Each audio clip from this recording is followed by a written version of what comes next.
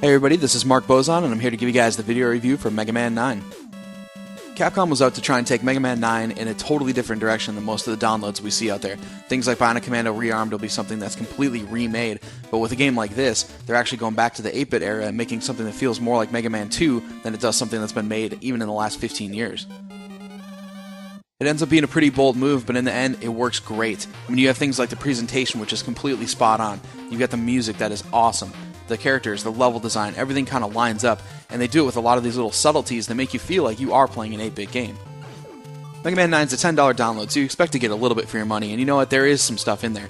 What it's going to come down to, though, is the basic core gameplay, which takes, a few hours to get the first time you go through it, but then you can probably speedrun in about 45 minutes to an hour if you've got said skills to pay the bills as far as 8-bit gaming is concerned.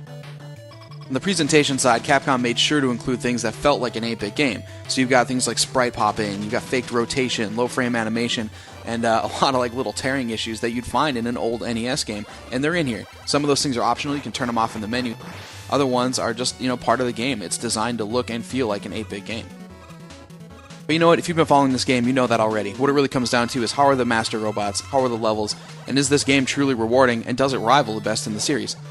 The level design in 9 is some of the best you're going to see in 8-bit Mega Man history. Galaxy Man is awesome and really innovative, and Magma Man is perfect for doing speedruns. Then, of course, you've also got the Wily stages that are a blast and a mix of all the different things, and some pretty crazy boss battles at the end of the game, which we're not going to talk too much about. Some of the weaponry in the game can be a little bit unbalanced. Things like Jewel Man look exactly like Woodman did, and it seems like we used the Trident and the Concrete Gun on pretty much everything in this game because they did the most damage.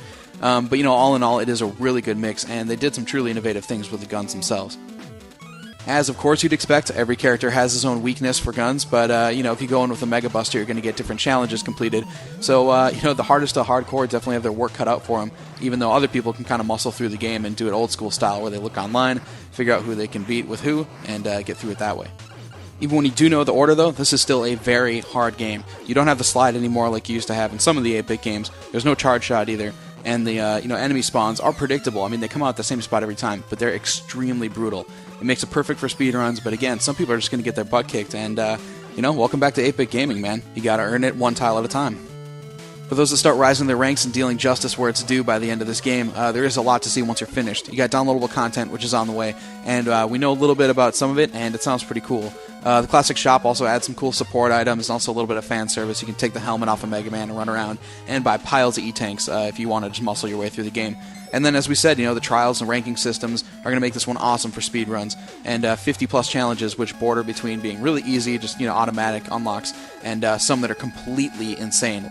Bottom line is that Capcom gave us exactly what we wanted with Mega Man 9. I mean, it feels like Mega Man 2, maybe a little bit like Mega Man 3. It's not as innovative as something like Lost Winds or Braid or something on the other downloadable services, but it's a kick-ass throwback title, and it rivals some of the best 8-bit Mega Mans out there. For that reason and that reason alone, I mean, it's worth dropping $10 and just getting into the nostalgia and the fun that comes with playing another game like this. For the full written review, check out IGN.com.